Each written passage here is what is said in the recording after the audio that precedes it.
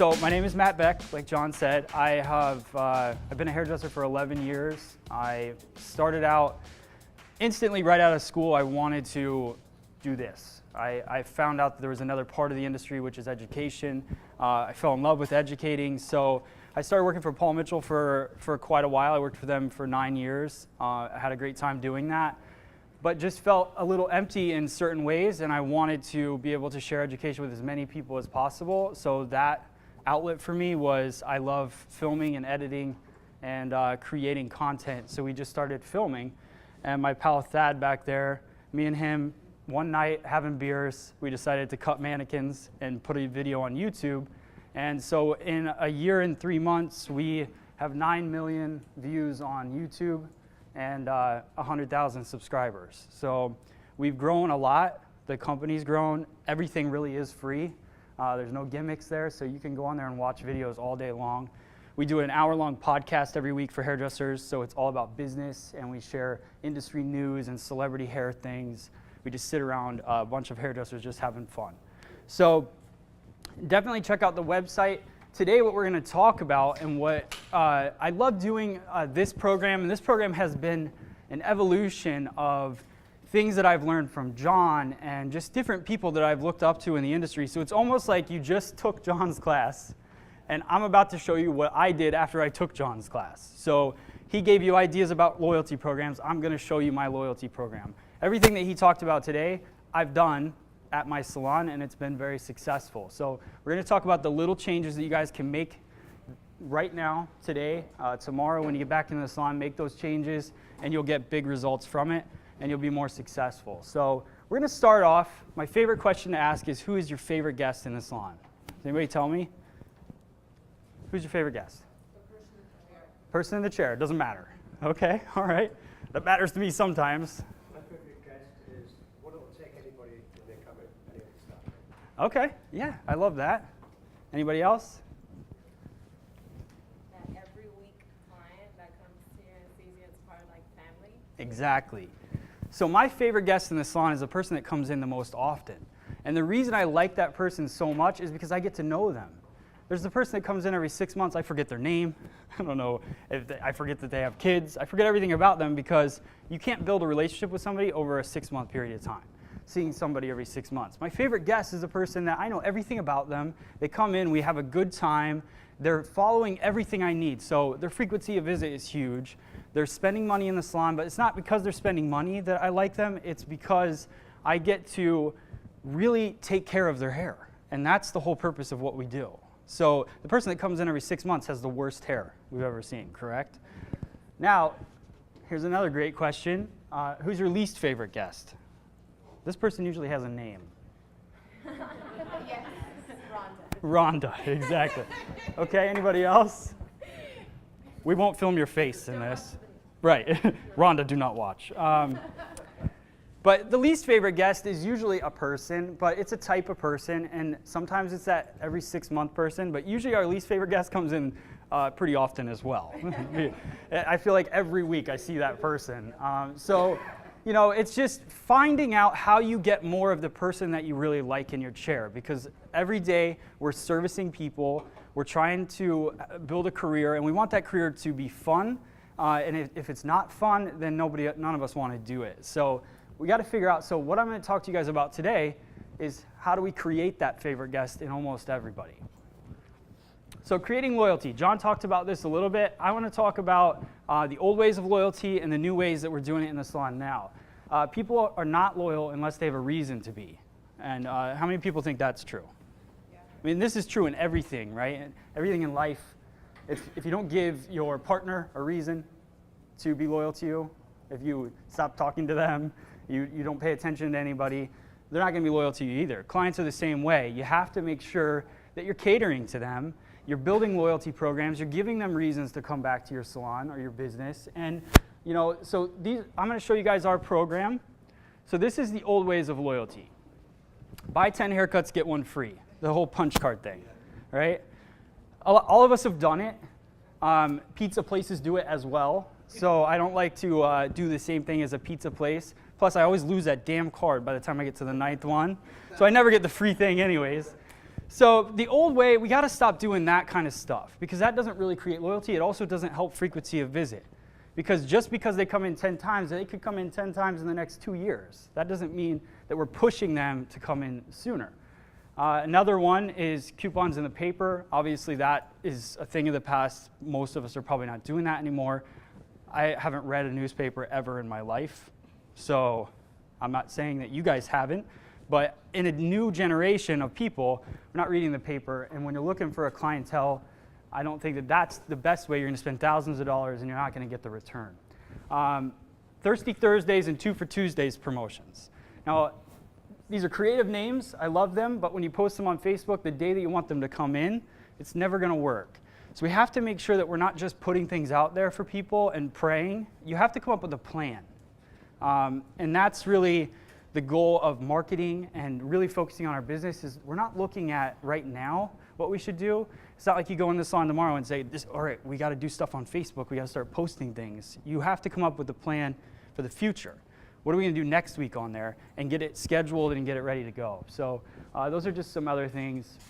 This is our loyalty points program. This is also on your little thumb drive. And again, this will be available on the internet as well. But this is through Millennium. It's earned 500 points for booking your next reservation. That's $5. So just like I said, it's like I took John's class and now I just made it, right? Earned 500 points for booking your future reservation. Earned 1,000 points for referring a friend, which is $10 in my salon. So I'll give you $10 if you send somebody in. 1,000 points sounds like a lot. $10 is a great discount for a guest, but I got a new client out of it, so I'm happy to give the $10. 200 points for trying a new service. Try something new. That's the whole purpose. If you keep doing the same thing on your guests every single time, they're going to leave. After the 6 visits that John was talking about with your retention, you're not going to have that guest anymore if you do the same thing on them all the time. Earn 200 points for any product purchase over $30. This is customizable within Millennium, so I love it because I said, I'm not going to give them points for just buying products, but I'll give them points for buying over $30 in products. So basically, I'm forcing them to buy over 2 products to get points for it. And then earn 1 point for every dollar spent. Just like John said, I've never heard him say that before, but just for spending money, you shouldn't really get points. But it is nice to do it, and I think it makes them constantly earning points, but I only give them 1 point. So they have to, just to get $1, they'd have to spend 100. So it's not a big expense there. Any questions on that? Sweet. This is a loyalty card that we give. This is for somebody that if we're trying to get somebody to come back into the salon quicker than they normally do. So if you have that guest, you're trying to get them from going 6 weeks to come in 4. What this does, it says, thank you for being a loyal guest. Gratitude would like to offer you 10% off your next visit. Present this card at your next reservation by the date below. So we can write a date on that card for 4 weeks. So they have to come in within that 4 weeks. If you want them to get a blowout, you could write it for 2 weeks. Give them an opportunity to get something that they don't normally get in the salon. So this is just a cool card. It's kind of a secret weapon. You don't have to give it to everybody, but you can give it to the people that you're trying to get to come back in more often. Now, systems in the salon. Can anybody name systems that they use within the salon or what a system is? Anybody? Pre-booking system, okay. What else? How you answer the phone. That's a good, okay, good. Give a tour, okay. What else? So, systems are important to have in place in your salon because let's say your salon's open right now and you guys are here. Well, how is your salon being run? You have to have systems in place to help it run the way that it does. These are some systems that I have. So, guest greeting. Now, I don't tell my staff, listen, you need to look them in the eye, you need to shake their hand, because that's the old way of thinking. What needs to happen in a guest greeting is my staff is completely friends with every client that comes in there. So we have, I'm going to tell you why we know all their names and everything, but when they walk in the door, everybody says hello because we want it to be an environment that's very welcoming for people. There's nothing worse, and I've walked into a lot of salons in 10 years, than walking into a place that you feel uncomfortable. So you feel like everybody's busy and they're too busy for you because they're there to spend money and that money is going to help the salon get better. So your whole staff needs to be on board with that, whether it's their guest or not. So the guest greeting is really important. A beverage menu. Do you guys offer that? This is pretty standard, I think, now. A couple years ago, it wasn't a big deal. Now Keurig came out, so we can offer all kinds of stuff in one little thing. But having a beverage menu, I think, is really important. In Pennsylvania, we can serve alcohol. I know Tabitha doesn't believe in it, but I do. I think I would like to have a drink when I'm getting my hair cut. But you got to serve it in the right way. We serve wine and champagne, and we serve different kinds of local beers at the salon so that people feel comfortable. And we don't serve them more than one, so we don't have crazy people there. But and then we offer coffee and hot chocolate and water, and we present a menu to them.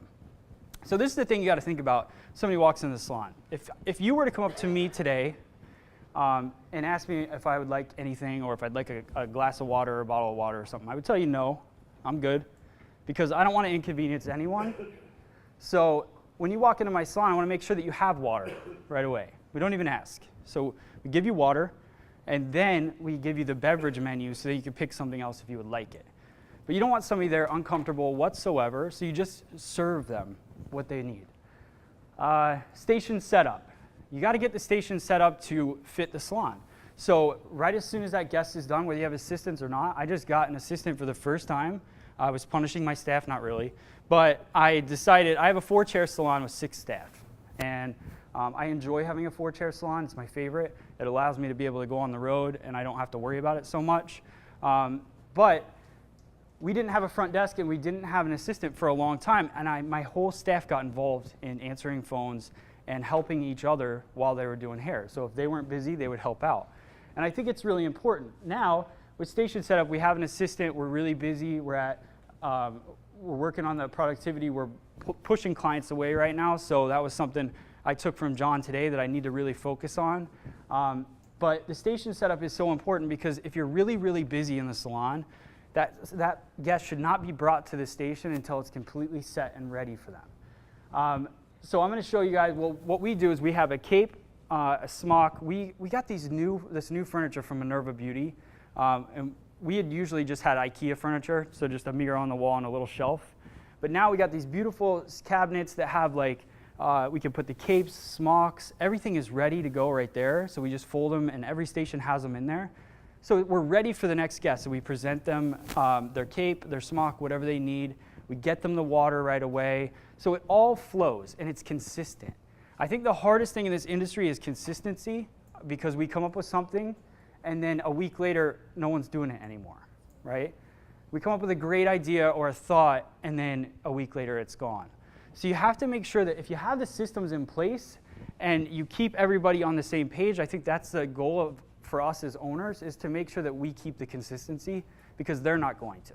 They're not going to do it for you because, it's just the reality of how people are. So you need a leader in there to make sure that the consistency stays. So just having these things written out. Salon menu, let me just go back real quick. So salon menu, consultation, the shampoo experience, a finishing menu, and team contest, I'm all going to break down with some slides real quick. So the name. Does anybody have a trouble remembering people's names in here? Okay. Okay, perfect. So it's the hardest thing ever to remember a name. I'm the worst.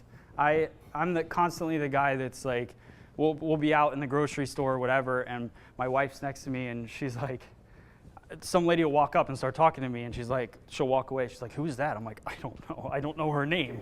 I can't introduce you because I don't know her name. But at the salon, we changed the system. So we know everybody's name, and we write the name on the mirror when they're coming in. So you got those washable markers that are made for mirrors now. We write the guest name on the mirror. The great thing about that is me as an owner walking around, I know everybody's name, which is great. And as a stylist, I'll get halfway through a haircut and I forget her name, right? So I'm like, oh, yep, all right, I got it. And she thinks that I've got the station set for her. So it's all part of our presentation of our station. So we walk up to her, we write her name up there. She thinks it's so cool because it's her place now, and you'll never forget her name. So that's something that we do. Team contests. Anybody run contests for their team now? I can't wait for Mevo. I will have the biggest flat screen TV in my salon with that board up. Absolutely, I can't wait. But for now, we run a team contest and we base it on a few different things. So let me see if, hopefully I didn't click too many. Service per guest, retail per guest, and rebooking percentage. This is a weekly contest for my staff. We check it every Saturday after work, and the winner of each category gets 10 bucks. Now, $10 doesn't seem like a lot of money, but you would not believe how much they fight over this, right? And, I mean, if you think about it, if you win all 3 categories for the whole month, that's a good amount of money, right? 120 bucks. So I don't mind paying it out as an owner. It's a good expense for me because they're now spending the entire week competing with each other, trying to get the best numbers.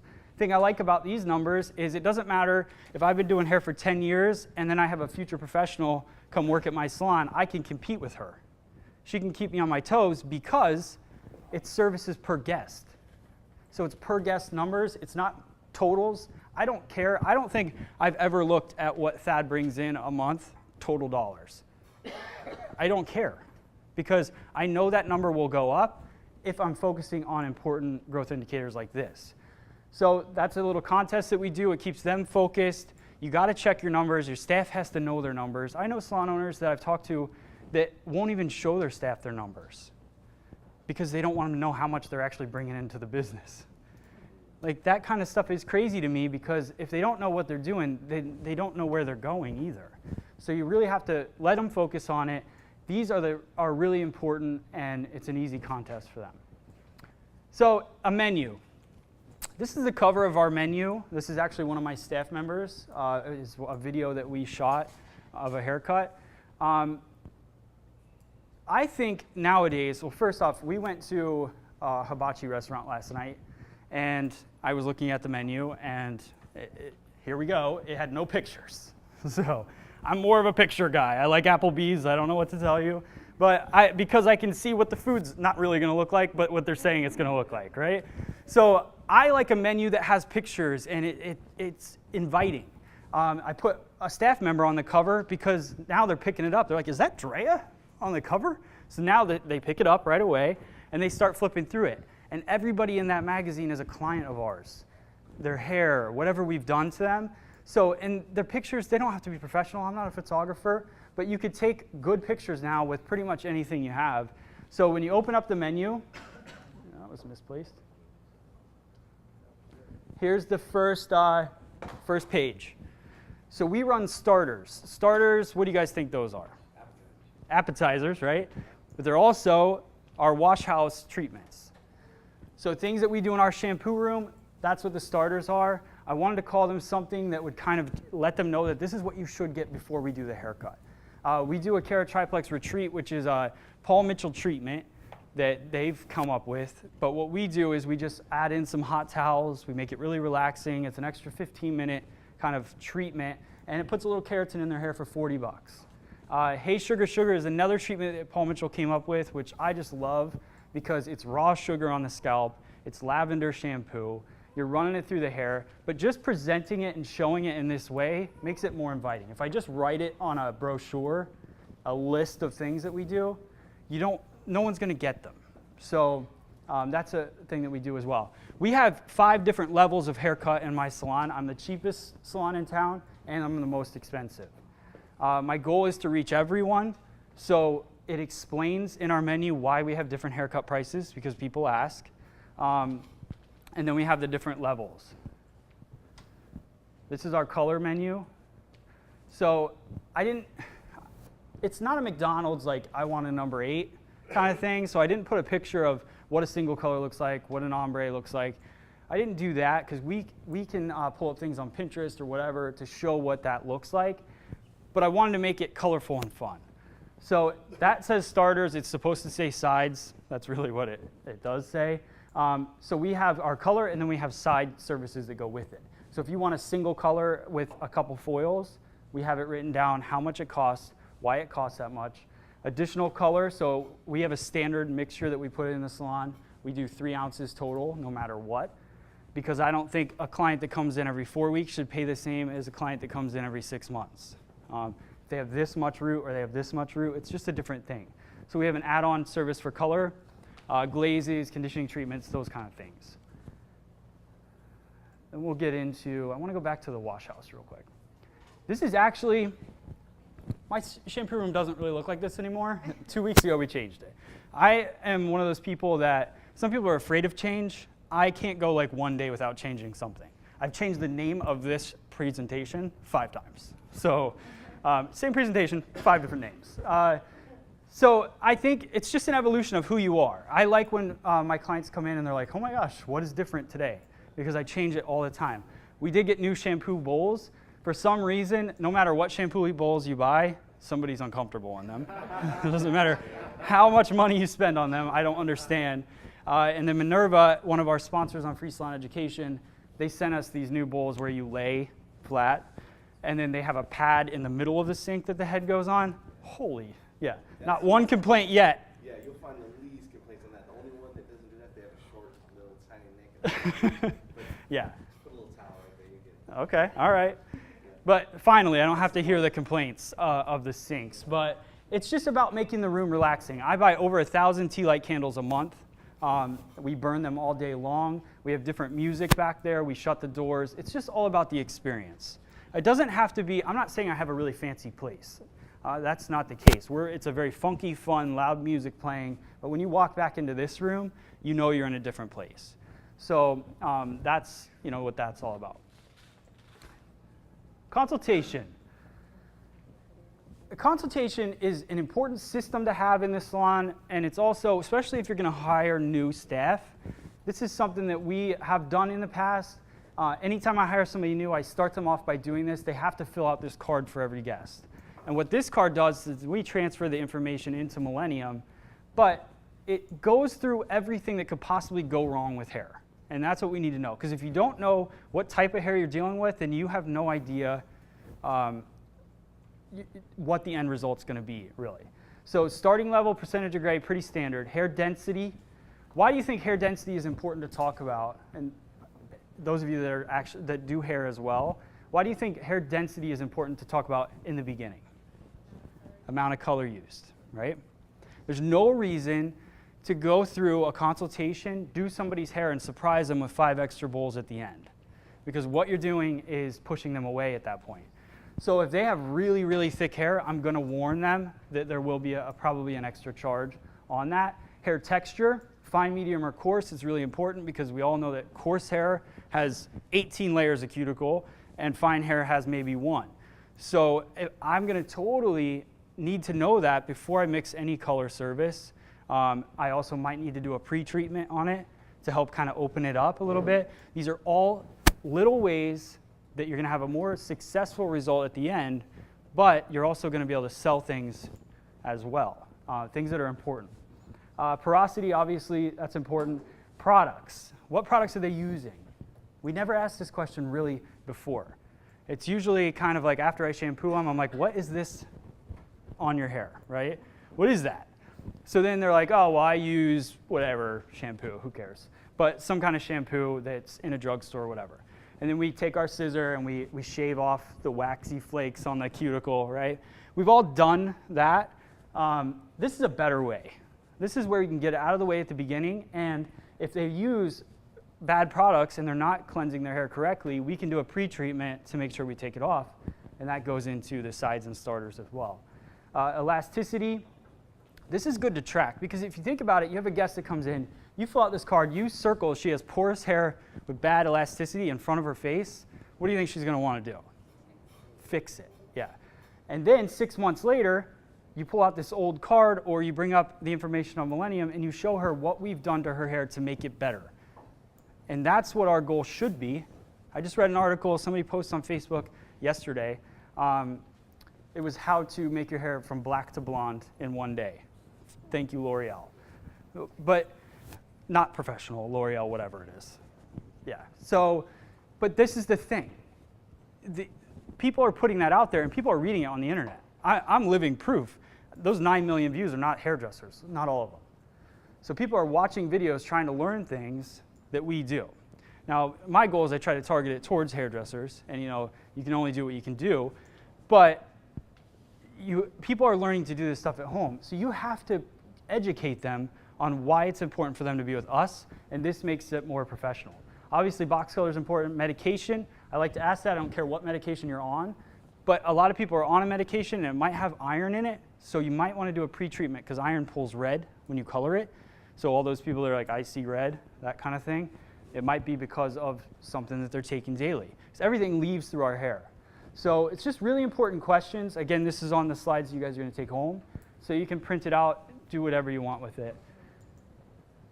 Now, this is where we talk about taking inspiration from everywhere. John already brought up the loyalty thing from the world of beers, right? He didn't have the picture. This is something, this morning I went to your Publix over there, and I'm walking through. I used to stock shelves at a grocery store, third shift. And I walked in there this morning before anybody's awake in Miami, I think, is what happened. No one shopped yet. But this is what they do all night. And this is, I look at this stuff and how perfect that is. And then you think about your salon shelf and what your retail looks like, right? I tell all my staff, I want the products jumping off the shelf. Like they're almost ready to fall off, right? So somebody will catch them and then take them to the front counter and buy them, right? That, it should be the same way. They put their most popular brands in the center. They put more expensive stuff up top. It's just like liquor, right? More expensive stuff up top, and then the new stuff or whatever is, you know, not selling so well, it gets pushed towards the bottom because they want everything eye level. So this is an art that happens. I mean, they don't pay you well, that's why I don't do it anymore. But it is really cool. It's a cool thing. And I walked in there today and I was like, that is perfect. It's cool looking. The next thing, this is what John was talking about. This is the leaderboard for who drank the most beers ever or something. I don't know. Somebody drank 2,000. Somebody hit 2,200 yesterday, right? Yeah, while we were there. They ring a bell. They get all excited. And we don't have this place in Pennsylvania, so I don't know. I've never seen this. You guys may go there all the time. I don't know. But this is cool. And right away, I start thinking about the salon. Everything I see, I didn't come up with anything I'm talking about today. I see things everywhere. And I try to transfer it into my life. So I don't look at who drank the most beers. To me, this is who had the most services or who had the most visits for the year. And then I start a ranking that way. So then I get guests that want to beat somebody else. We have a chalkboard in the salon, and that's what I'm going to turn this into because I think it's cool. So who had the most services for the year? Done. We're going to make that happen when we get home today. So, you know, just take inspiration from everything you see. These companies and salons are hard because we don't have money to market. We don't have a lot of extra cash laying around to go hire a marketing company. But these guys already hired a marketing company that came up with this idea, and now I can just take it. It didn't cost me anything, and transfer it into what we do, right?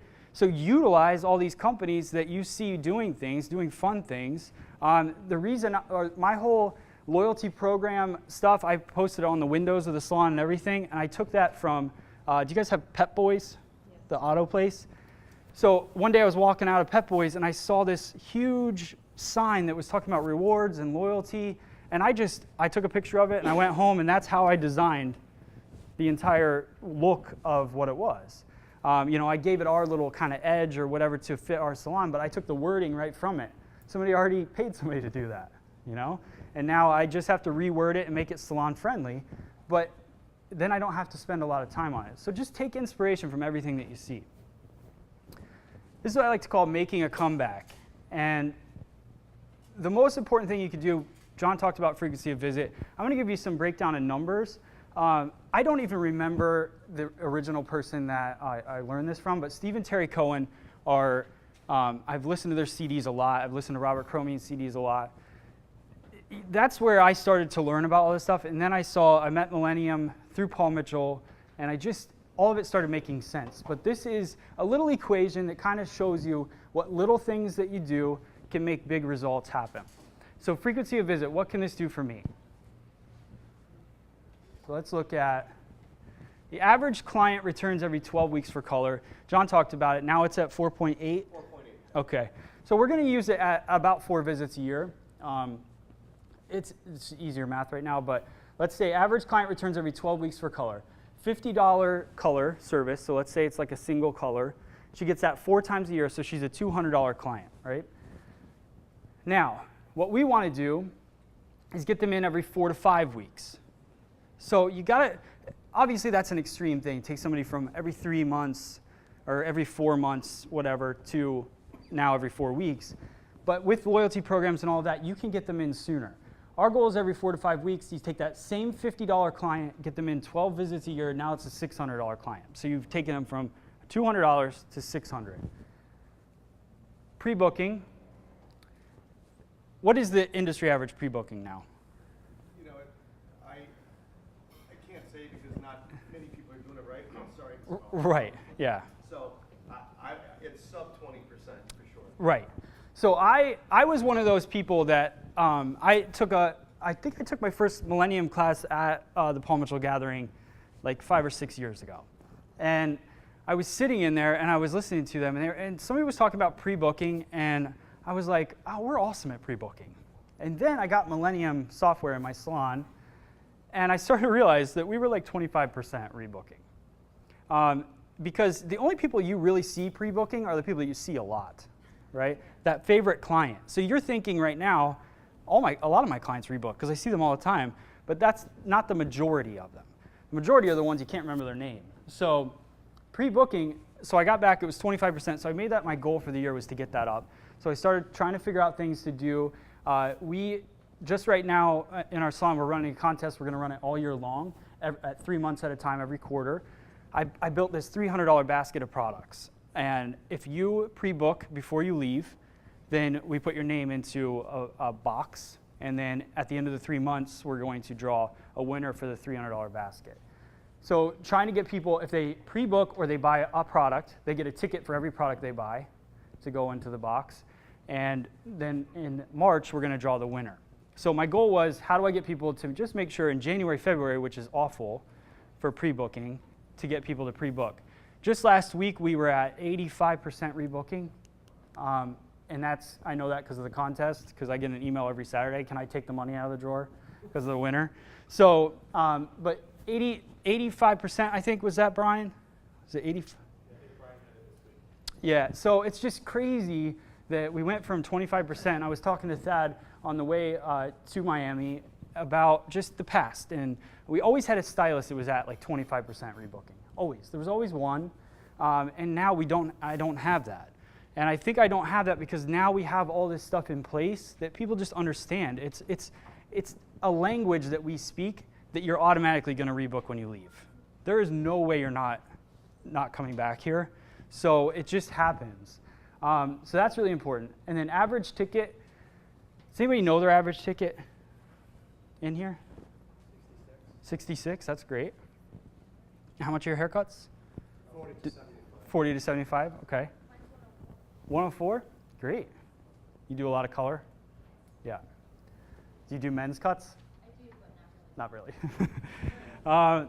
So yeah, that's great. So now we're going to look at what can raising my average ticket do? So you have that $50 client we were talking about before, right? Because she only got a single color. If I want to raise my average ticket, I got to get them doing more services. Single color every 4 weeks equals $50 times 12 visits a year. So now we've got them coming in every 4 weeks is $600. Now we're going to upgrade them to a conditioning treatment, maybe a starter that we were talking about. So now we're taking their average ticket to $85, the same 12 visits a year. Now they're a $1,020 client. So it's so easy to take the people they already have, and John was talking about it earlier. You don't have to run out and try to grab new people. What we have to do is utilize the people and love the people that we already have and get them doing some more stuff. Now, the overview is industry average single color every 12 weeks, average ticket of $50, 250 guests times 4 visits a year is $50,000 a year. That's what you're bringing in. That's not what the stylist is taking home, right? Stylist is probably taking home $20,000 from that. So if you look at those numbers, I mean, industry average stylist, I would say makes between $17,000 to $25,000 a year, right? So, and that's not okay. That's not a place where I would want to be.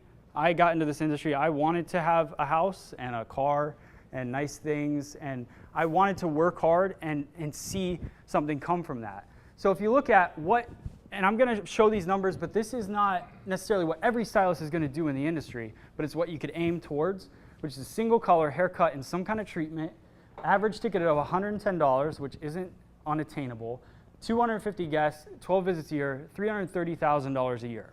Now you're not taking that home, but you're bringing home some pretty good money, right? So not every stylist, nor do I think most stylists are ever going to bring in $330,000. But it could happen, and that's the whole point of it. That's the whole point of this whole thing and focusing on numbers, is you take a $200 a year guest, and you could transfer them. And it's just one guest at a time, making those little changes that will help in the end result. So basically, this is a saying from a skateboarder, Rob Dyrdek. I don't know if you guys know who that is, but probably younger people will know. But what I love about him, and I watch his show, and I want to build a company like he has built, not with skateboards, but I think there's just something. Basically, what he does is he has a huge factory where he has fun. He has a bunch of people surrounding him. They create cool things all the time, and he's found out how to take something that he loves doing and make money from it. And that's really what this industry is about. We all do something that we truly love doing, and we get to make money at the same time. And not many people can say that about their career. I mean, you could walk around to all the businesses around here and say, do you love what you're doing right now? And they're probably going to say no. Most people just do what they're doing to bring home a paycheck. So making your own luck is really, you're not going to be a lucky person.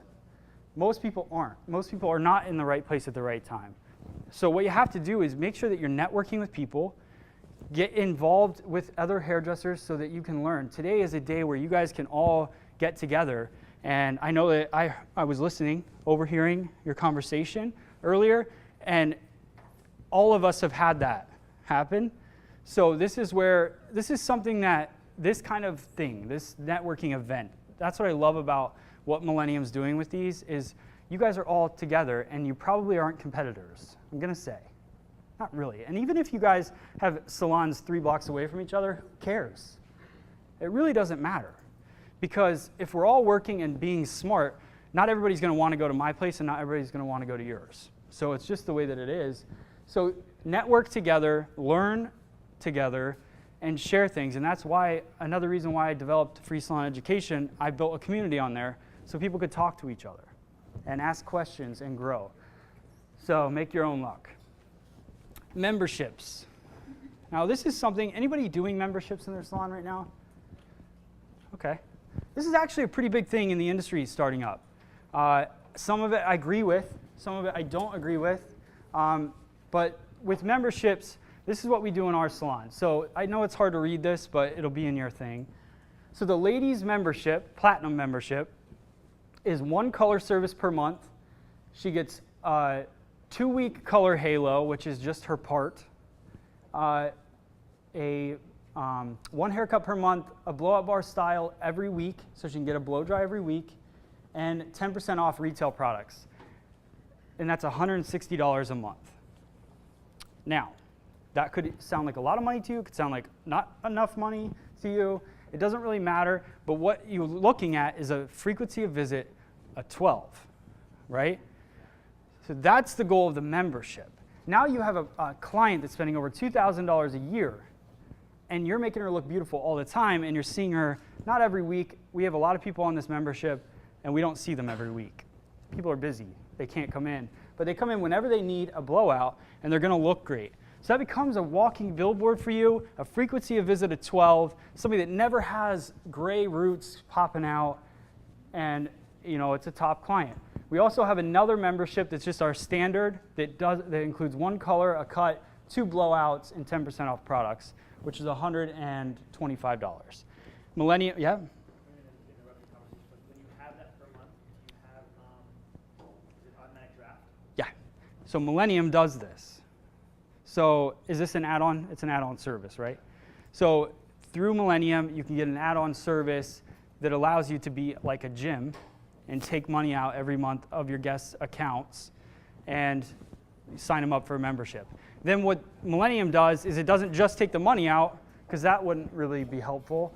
You make packages that are involved in that membership. So I make a package with a color, a cut. So anytime that guest comes in, it checks off what they've gotten done, so you know what they have left to use for the month. So, so that works really well. Men's membership is pretty much the same. First class men's membership is unlimited haircuts, unlimited color, and 10% off retail, $75 per month. I say unlimited because it sounds cool. No guy's getting his haircut every day, I don't think. That would be weird. Unless he's obsessed with you, I don't know. It doesn't roll over. It doesn't roll over. Don't utilize one of the services in that month, they lose it. I don't let it roll over. They have to use them. Yeah, it's just like a gym. If you don't come in, we have a guest that pays for the membership. She comes in every couple months. I don't know why, but she does, and I love her. I don't know. And that's the thing. It's kind of one of those, like, they don't use everything that you offer, but it's cool that it's there if they need it. So just like the men's membership, they don't come in every day. They come in maybe every week, every 2 weeks, but I don't know about you guys, but I love doing men's cuts every week on the same person. It's the easiest job I've ever had in my life because you're not recreating a haircut. A long time ago, for some reason, guys started wearing textured hair and pushed everything to 4 weeks. So like you have to resculpt everything every 4 weeks, right? But every 2 weeks they come in, you just dust them up, clean them up, shave their neck, and they're good. So I'm spending 10 minutes with him, and he's in and out. And then the color, I love having that to offer because for a guy, you use maybe a half an ounce of color for the most part. So, you know, you're throwing it on his head, he looks good, and it's another service that you can offer. We have a coach membership, which no guy buys because, not many of them, because no one wants to ride in coach. So unlimited haircuts you get and $10 off retail, which is $50 a month. So you have a $75 a month option or a $50 a month option. Do you apply it to all your stylists and they get different levels? Yes, that's the benefit of the membership. And right now, I used to have different levels of membership, but I just found this to be easier. And that's why I priced them a little bit higher because it was just a little complicated. But you can do levels of membership. So you could have different prices for them. Coach, men and women or just men? Just men. So there's the men's membership, which is the first class or the coach, and then the ladies is platinum or the standard. So, blow dry bar. Who knows about this stuff? Oh, yeah, I yeah. have a question in regards to the other Okay. thing. Did you have any negative feedback from the service providers? Because I can already imagine my service Yeah. provider saying, I don't want to do a membership client. I want to prioritize the client paying full price for the service. So here's the thing. I don't push my stylist to sign people up for this, but if you look at there's different types of service providers, right? So I have certain staff in my salon that I wouldn't really recommend they do that. Like I have a guy, Brian. Brian has a mouth like no one I've ever met in my life. He can get anybody to do anything they want, and everybody's always pre-booked, everybody's always coming in.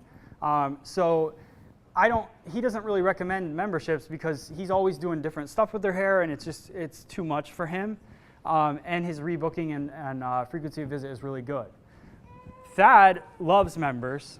He tries to get members all the time. So he's always getting people in. He has a lot of guys that use the membership because he knows that there is a benefit to it. Because if you're not good at pre-booking people and getting people in, then you need to have that kind of system to keep that frequency of visit there.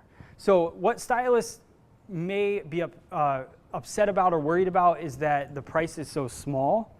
But what they have to realize, and if you show them the math, it's 12 visits a year. So they're making a lot more money off of that person than they would if they just do their hair normally, for the most part. Do they get a percentage of Yes. the commission? Mm-hmm. They get their commission, whatever their commission is, on the cost of the membership. So as soon as that EFT goes through, the electronic funds transfer, the payment goes through, they get their percentage cut in their paycheck. It's per service provider, so it's like they're booking that membership through that service provider, Yep, and not transferring it. they can't transfer. Okay. Yeah, they can't see different people. Okay. Now, if you set it up as a package, they could, but then you'd have to pay them differently. So I just find that if you sign up for a membership with Thad, you go with Thad, and and that's just how it works. They always pre-book when you're on a membership anyways, so you don't have to worry about them needing to go to anybody else. That hasn't really been an issue. A couple cases where Thad might not have been there, my staff worked it out, and they took care of them, and we just paid that person for the month for doing their color or whatever. So membership then is towards the service provider, or does the salon market this? Because I can see how it can go both ways. Like the salon at the front desk has the membership and the service provider, but like how do you distinguish who's really like promoting it? Because what if my client goes to the front desk, sees the membership, and she says, oh my God, this is great for me, but I'm not really the one, I'm booked solid, for instance, and I'm really not promoting that. Right. So how would you go about that from? Here's my thought process on memberships. I don't think they're for everyone, and if you have a staff that's 95% booked, I don't think you should do a membership. I think a membership would be great for new talent, maybe people that haven't been in the industry so long trying to build their book. You could have a really cheap membership to try to drive traffic and fill a void. I don't think a membership is for everyone and for top service providers. So you could run a special or something like that. But I don't run just memberships. There are just membership salons. I know of a couple of them in New Jersey, but I don't want to have just a membership salon. I like that it's an option, and I can put it with other, aim it towards what service providers I want to. Does that help? Yeah. I think that's perfect. And moving forward in my salon, I will probably target it more towards new talent because I think it's a perfect growing situation. And it gets them, new talent, a frequency of visit of 12 right away, which is impossible, and most of your top service providers will not have a frequency of visit of 12. And you could probably take that client that signed up, that saw it at the front desk, and you could look at her history, and she's not spending as much money as she would if she spent $160 a month 12 times. Yeah. Because I'm interested in this, and we've talked about it, but never really put it in practice. We have a salon and spa, Okay. so we're thinking this might really work for the spa. However, how do you, like, if your front desk is the one educating the guest and books the membership, is that front desk getting it versus the spa? Or, like, how do you monitor that? Because I can see how, like, some people, commission-wise, I can see how the front desk would be doing more of that, just from the people we have. I'm not speaking on everyone. I think it would be cool to give the front desk a bonus on that. But then the actual payment every month would go to who's doing the service. Yeah. And the big membership-only salons are paying salaries to their staff. So their membership only, they buy a membership, and then the staff just gets paid whatever they get paid, and probably bonuses for signing people up or whatever. I don't know the specifics, but so that's a whole different world that I'm not even in with salaries. So it's a lot of things to think about, and just process it, because I think it is a good thing to have. I think it's cool that Millennium offers it. It's very simple. Like I said, you sign somebody up and you don't have to worry about it ever again. They take the payment out and it goes right in the account. So, and they keep track of all the services that they've used. So just something to think about. Now, blow dry bar. How many people know about this? Okay, pretty much everybody at this point. How many people like the idea? Okay, we're honest. Thank you.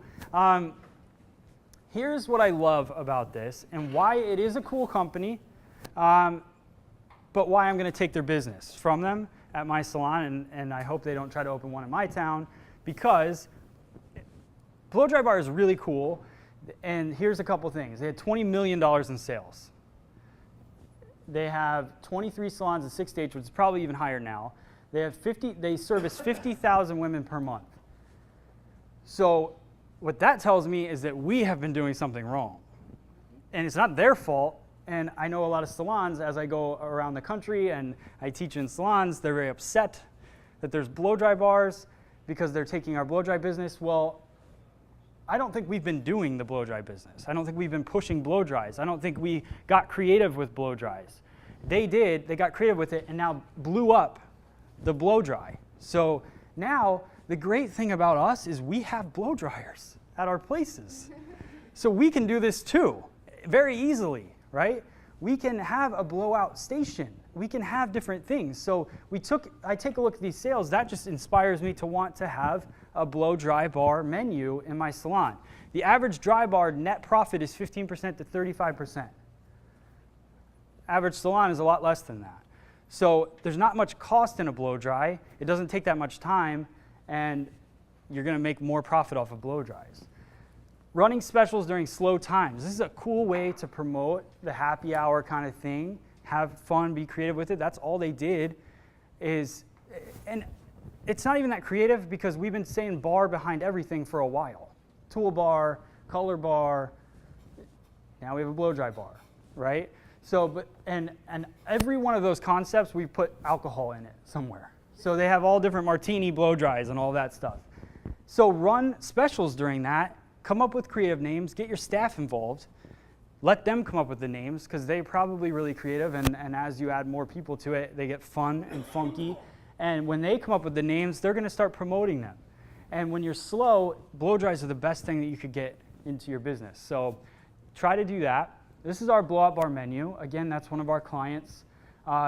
We have our step 1 shampoo. So they pick their shampoo, what type they'd like. Step 2 is the massage. What type of massage would you like on your head?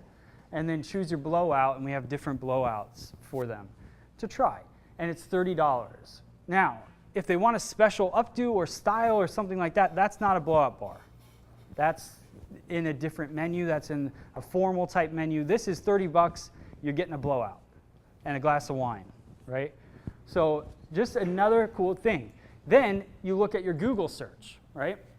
If you type in blowout bar in New Hope, Pennsylvania, which is where my salon is, we come up because I started promoting that we do blowout bar services. So Google picked it up. So now if you start to research that, we come up for it. There's just different things that you can do, but you have to utilize the fact that this is a term that's being used to search for places to get their hair blown dry. So start adding that to the content on your website and creating menus and creating a buzz in your salon. This is our wedding hair menu page. So this is all our book of our menu. VIP packages, bridal parties over 5 or more get an exclusive salon experience. That works for my salon because it's small, and really, they're not getting an exclusive experience. We don't have room for anyone else, but so we just try to make it sound better. But exclusive salon experience, they get a fruit and snack tray and complimentary mimosas involved with the bridal party. So we throw a party for them. We shut down the salon for an hour and a half, 2 hours, and we do the bridal party. It works for me. Probably won't work for bigger salons, but it's just another cool way to talk about weddings and get some wedding business there. The menu for men. How many people have a big men's clientele? Let me ask you a question, please. This is your real salon? This is your real prices from your product? Yeah, this is the real menu, yep. All right. So this is our men's menu. It's another page. You got to dedicate stuff to the guys because what we love about guys is they have a frequency of visit of between 12 and 24 times a year. So you look at your women's cut. She comes in, she gets a, let's say a $50 haircut. She's only coming in 4 times a year. You're only making $200 off of her. You got a guy, a $25 haircut, but he comes in 24 times a year. I like him, right? I get to know him. He tips well.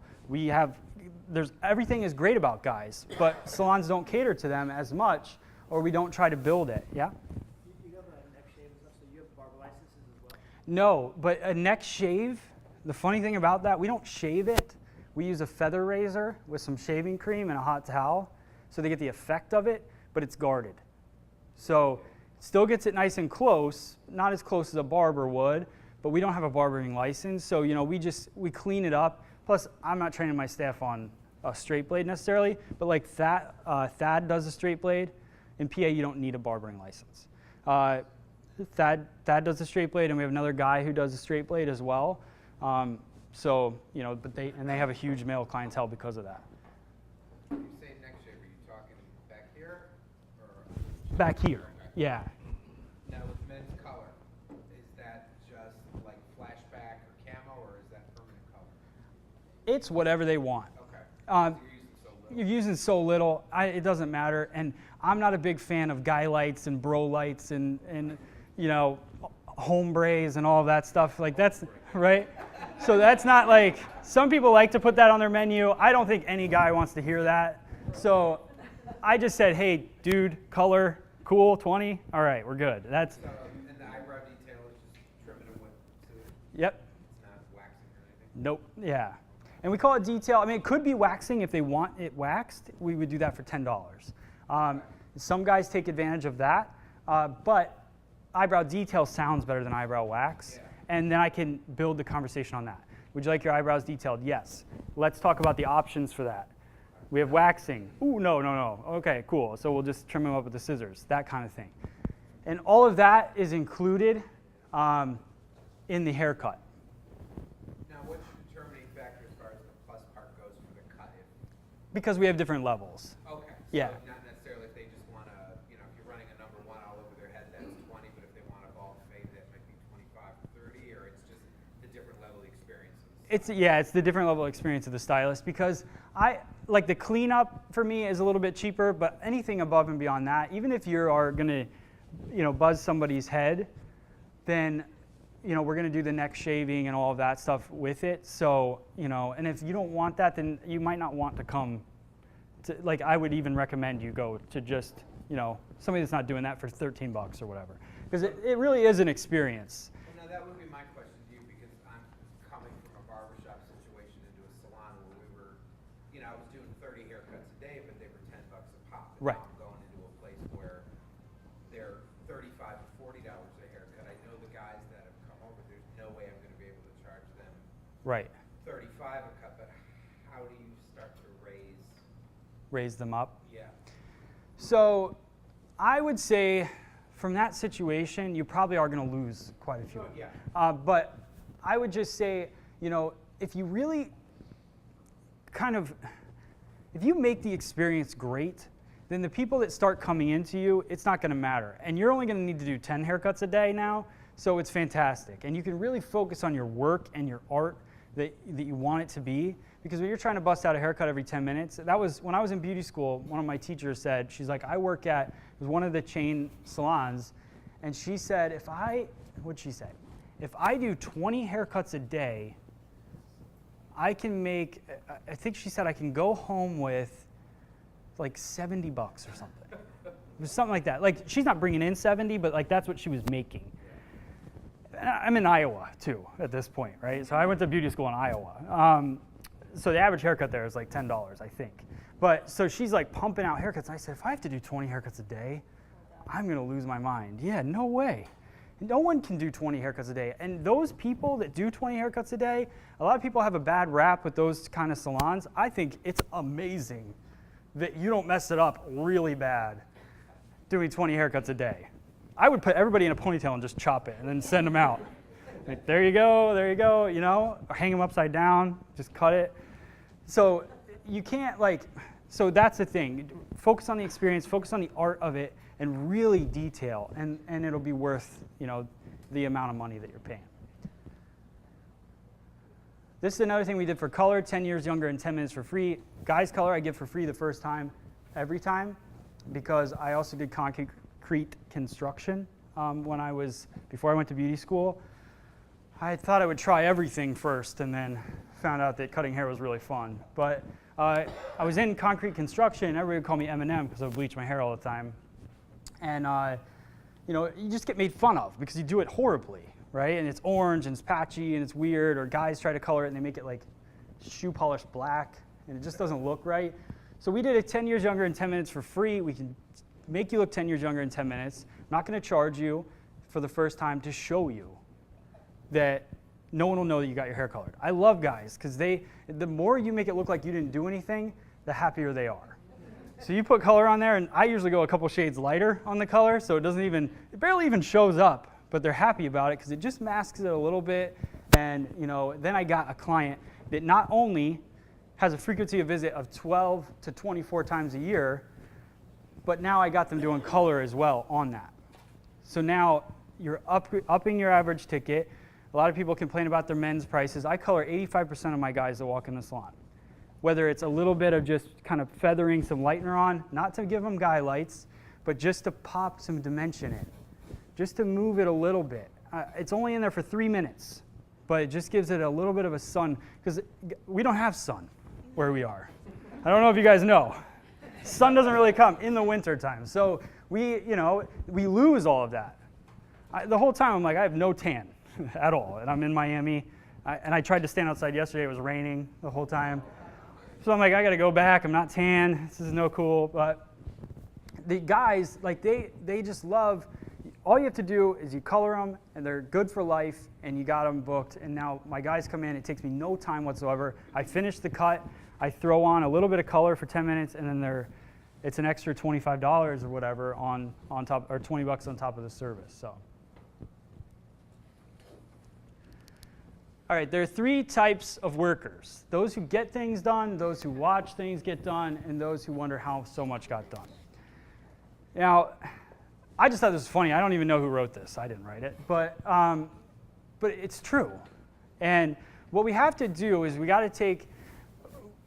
I try to look at myself sometimes, and I look at, like, why does my staff do this? Why does my staff do that? And then I realize that I kind of do it too. So that's why they learn from me.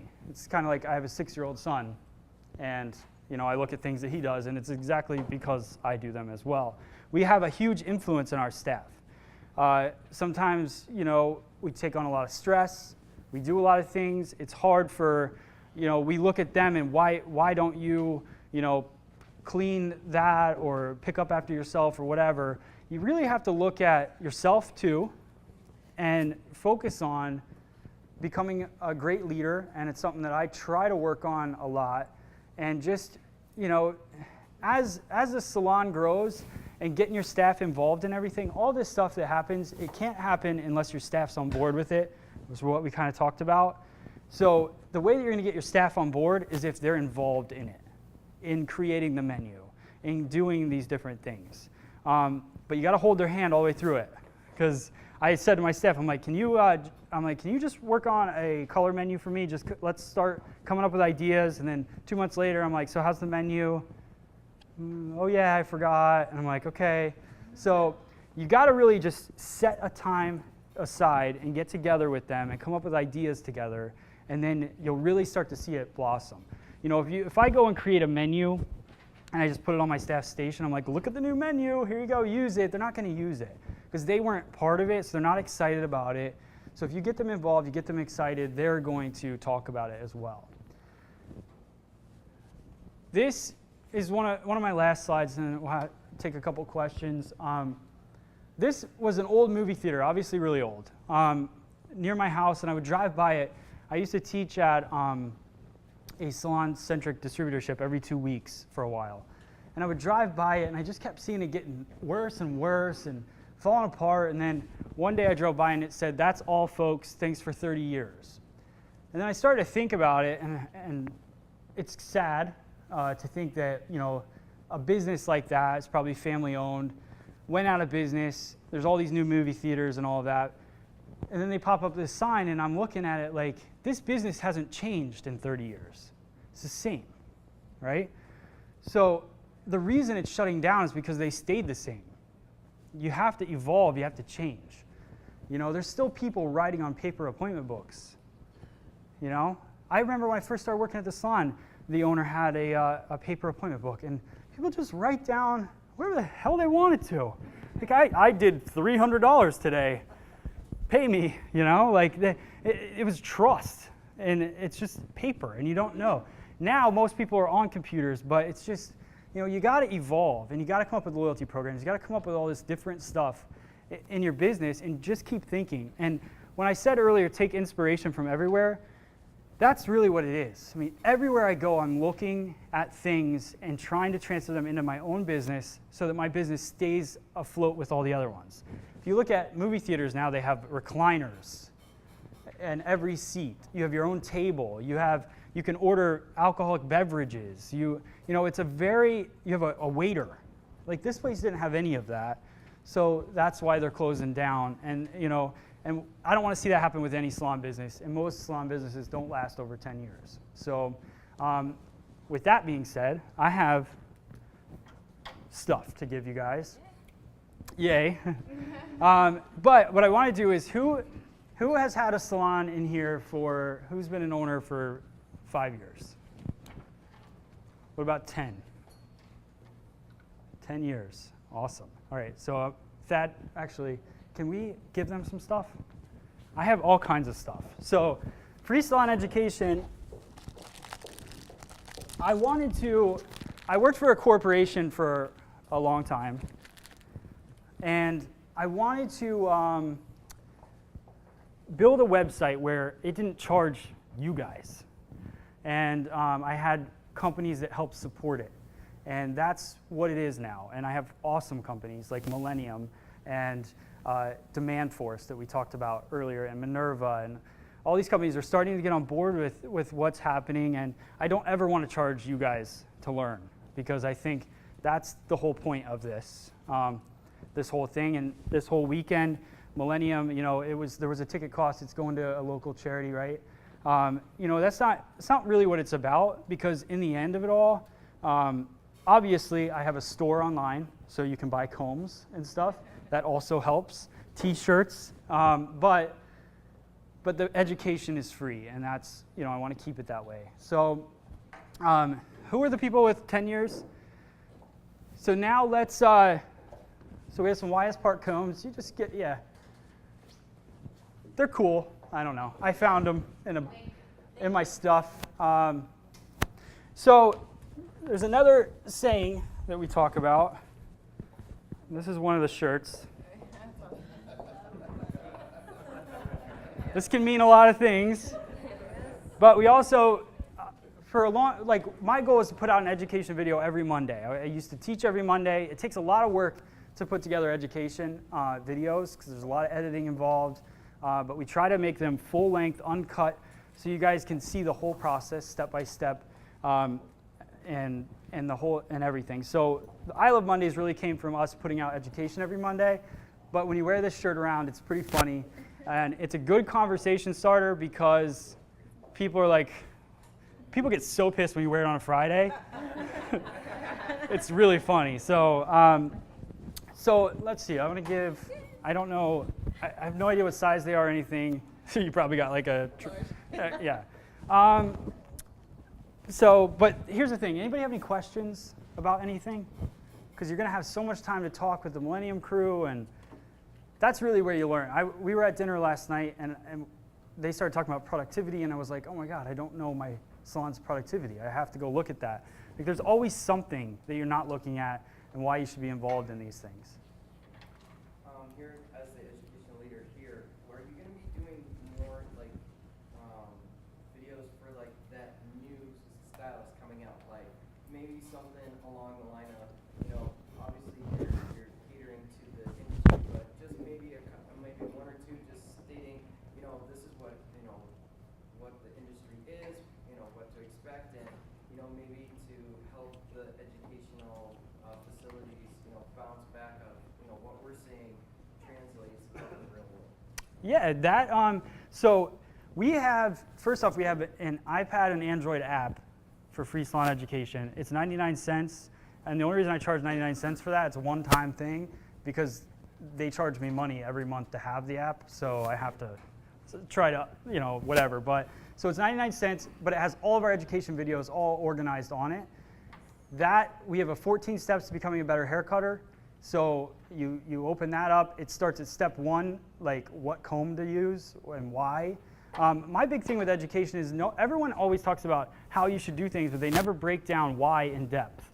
And so anytime I'm making a video, I really try to think about the questions that are going to be asked and go through it. So we built 14 steps to becoming a better hair cutter. It's quick 2.5-minute videos that just go through the whole process, from standing, or how you should stand, body position, hand position, combs, scissor choices, all of that stuff. We have lots of videos. I also have a video, how to become successful in the hair industry, I put out a little bit ago. And it's all about relationships. And that's, we talked about that a little bit today, but relationships are really important because you know, people can choose any salon they want, and they're going to. And just like we said, people aren't loyal unless they have a reason to be. The reason that they'll be loyal to you is if you've developed a relationship with them. You know, if you mess up that relationship with not being able to get them in, or, you know, just having a pissy day and then all of a sudden, you know, they're upset with you. All these things factor into the relationship. So you can't take for granted the clients that you already have, because if you're doing that, you're going to have to get a lot of new clients to fill in the void there. So just make sure that you focus on the relationship, focus on these numbers, and there's no way that your salon could not be successful if you do that. Time is pretty much up. If you guys have any questions, I'll be here for a little bit. I want to say thank you, and just make sure you follow us on the website, because all of this stuff that I've talked about, we talk about weekly on there. So if you get involved in the podcast, you can ask questions. We'll answer them on the podcast live. FreeSalonEducation.com. Yeah. Yep. Yep. So thank you guys very, very much.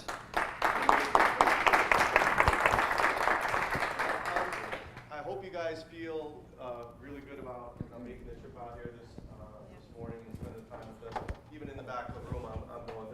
I actually said to Jen, I'm like, there's nobody here, and obviously I'm one of the people putting it on, that could walk away and go, that was a waste of time. I think what's so amazing is getting the what and the kind of millennium type of stuff, but then sitting there, I mean, I didn't leave the room. I wanted to hear everything. Actually, I left the room really quickly to go to the bathroom, ran back and said, Jen, what did he say about deer dick or whatever? Because I wanted to hear that, and I missed it. But my point is that, you know, having somebody like Matt that's talking to you, living it the same way you're living it, to me, not just getting the theory is great. So we're going to keep doing things like this. Definitely, every one of you, if you don't go on FreeSalonEducation.com, I mean, then we fail, because to me, that's really your ongoing education. Obviously, we have our experience that's in June. SpeakTME.com. TME is the Millennium Experience. Or you can contact us. We're going to stay for at least another half hour in the back. If you have any specific questions, feel free to talk to the technicians about it.